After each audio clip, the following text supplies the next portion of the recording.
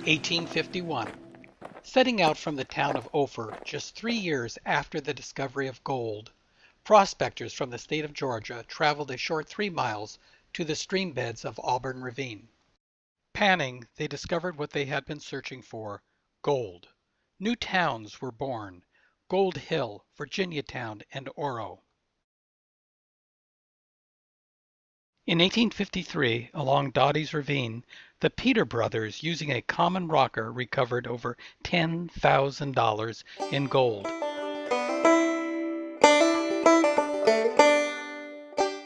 Summer, the dry season. Streams and rivers shrink. Mining, so dependent on abundant water flow, comes to a halt. Until the fall rains come again, little work can be done. Water companies were quickly formed to divert water to Gold Hill and surrounding towns. In 1853, construction on the Mcmartin ditch began. Its purpose was to bring water from Sailor's Ravine to Gold Hill. About the same time, O.K. Lethings constructed a canal taking water from Auburn Ravine, just above Mcmartin's ditch. The Auburn and Bear River Water and Mining Company protested, claiming their water rights to the water. California statehood was only 3 years old. The water wars had begun. The water companies, exhausted from endless disputes, eventually settled their differences through mergers. In 1884, South Yuba Company bought out Bear River, and they themselves were bought out by Pacific Gas and Electric. Between 1913 and 1917, PG&E constructed the Weiss Powerhouse on Auburn Ravine. Renovated in 1987, the powerhouse is still in use today.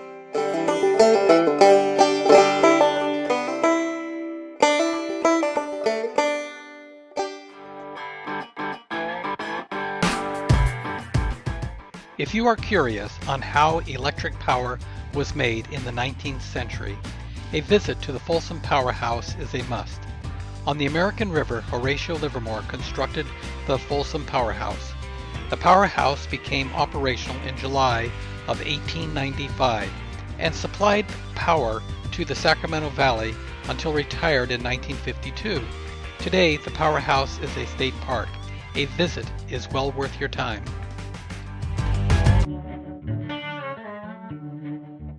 With a guaranteed source of water, mining operations increased. Larger, more efficient equipment came into use. One of the most destructive methods was hydraulic mining.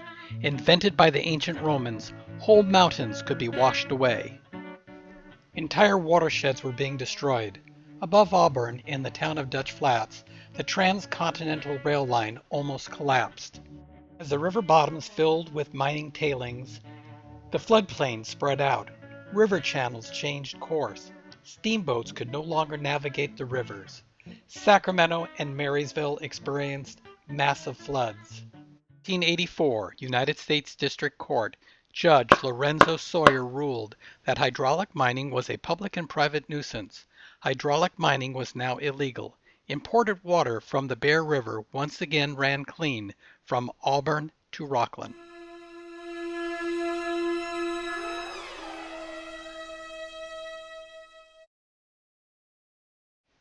Panning for gold gave way to hard rock underground mining operations.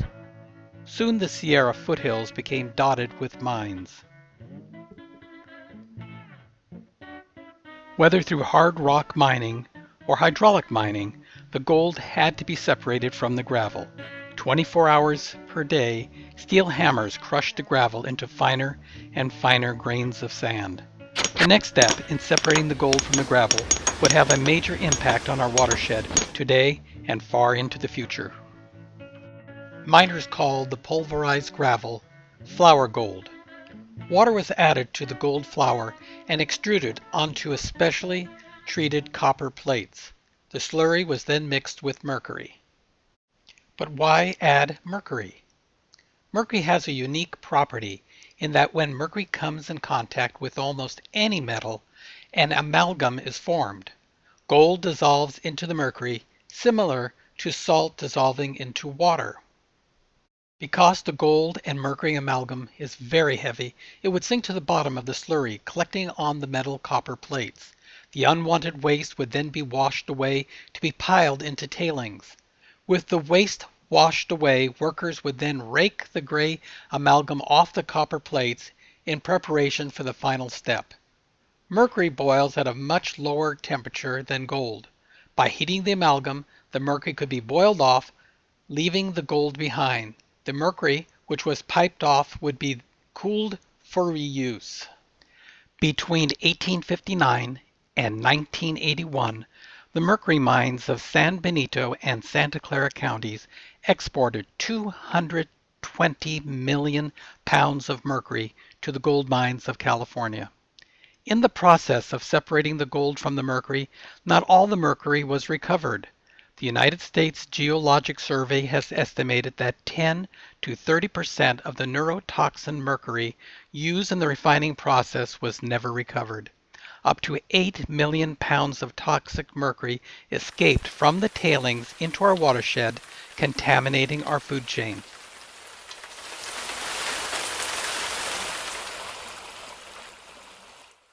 "27 miles east of the city of Auburn, just off the I-80, is the town of Dutch Flat. This all but forgotten town played an important role in the development of western Placer County.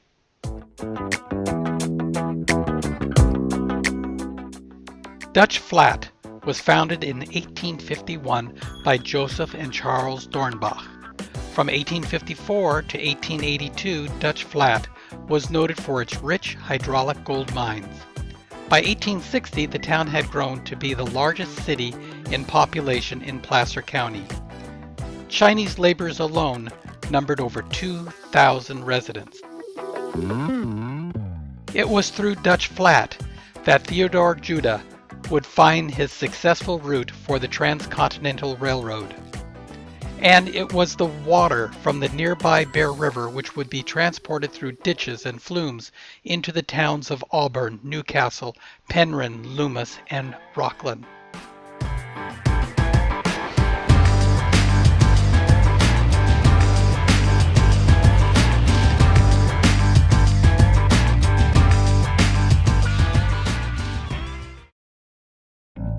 In Dutch Flat today, after more than a century, one can still see the toxic legacy of the 49er gold rush. Tailings created by the iron hammers which crushed the rocks into gold flour released arsenic and asbestos. Into this toxic brew, mercury was added. The unwanted slurry was then flushed into holding ponds and finally released through pipes into our streams.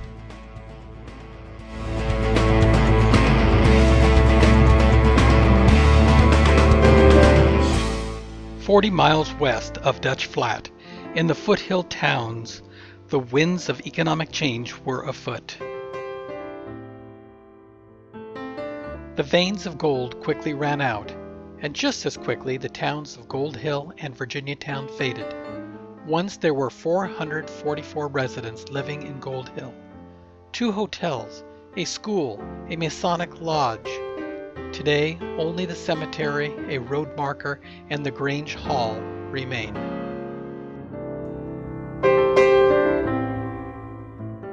Two miles north of Gold Hill was Virginiatown. The roadside marker read, Virginiatown, founded in 1851. Over 2,000 miners worked the rich deposits. Captain John Bristow built California's first railroad, 1852, carrying pay dirt to Auburn Ravine, a distance of 1 mile. Virginiatown is the site of Philip Armour's and George Aldrich's butcher shop, said to have led to the founding of famous Chicago Armour Meatpacking Company.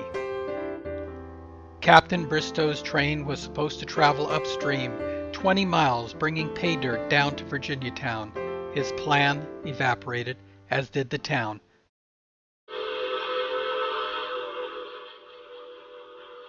January 8, 1863, groundbreaking for the Central Pacific Railroad, Oakland to Promontory Point, Utah. With major stops in Roseville, Rockland, Newcastle, Auburn, and Colfax, the Central Pacific Railroad would have a major impact on the Sierra Nevada foothill communities. The railroad brought new environmental pressures on the foothills. The early trains burned wood.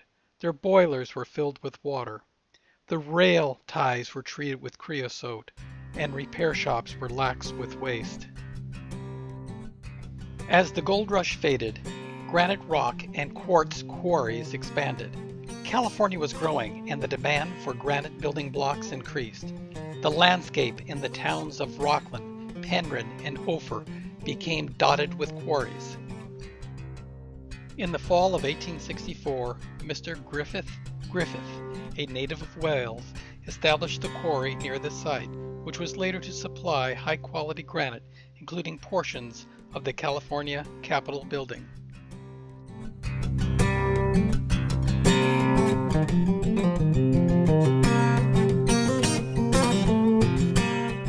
1861, A. Hathaway opened Rockland's first quarry. Granite from this site was also used in the construction of California's Capitol building. The Central Pacific Railroad reached Rockland in April of 1864. The very first freight shipped were 3 carloads of granite from this site. As the internal combustion engine began to replace the horse-driven vehicles, concrete began to replace granite streets and curbs. One by one, the quarries began to close. Big Gun Quarry opened in September 1864. It too supplied granite for the construction of California's state capitol. It ceased operation in 2005. Big Gun was the last of 62 operating Rockland quarries. The Rockland City Council has approved sale of the Big Gun Quarry and its historic work sheds. 150 years of history may soon be bulldozed for redevelopment.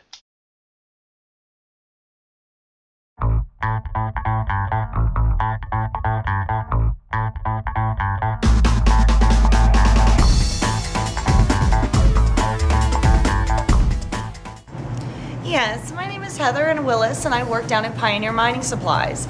And I want to share a little bit about the effects of mining on the environment. A lot of times people are under the impression that mining is very harmful. But what they fail to realize is that a lot of times that by putting the ban on dredging, now there's nothing out there to actually turn the gravels over for the salmon so they can lay their eggs and repopulate. Between the dams being built, the massive decrease in the amount of fresh water we have coming in from rains, and the banning on dredging, now we have all these sediment ponds that are building up really thick. So it's basically going to make it impossible for the next generations of salmon to turn around and populate. There's a lot of beneficial effects that the miners do provide that have been ignored. A lot of people don't realize this, but the government currently is getting all types of grants for money to turn around and do dredging, yet people that basically like you and me used to pay money and permitting fees to go out and do the same thing. So it was actually a source of revenue for the government. So the thing is when you look at miners, we're not the same people we were back in the 1800s. Back in the 1800s, we used a lot of different forms of mining that were very destructive. But there were so many regulations that were brought into place that protected it came to a point where actually dredging and mining helps benefit the waterways, especially in times of severe drought like we have today.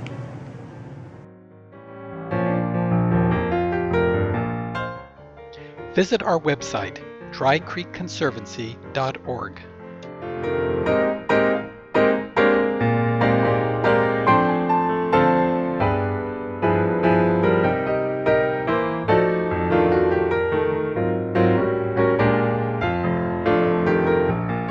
Learn more about our American River watershed through our other educational videos. We can be found on the Dry Creek Conservancy website or on YouTube, www.youtube.com/user/MichaelStark1 or youtube.com/user/rosevilletv.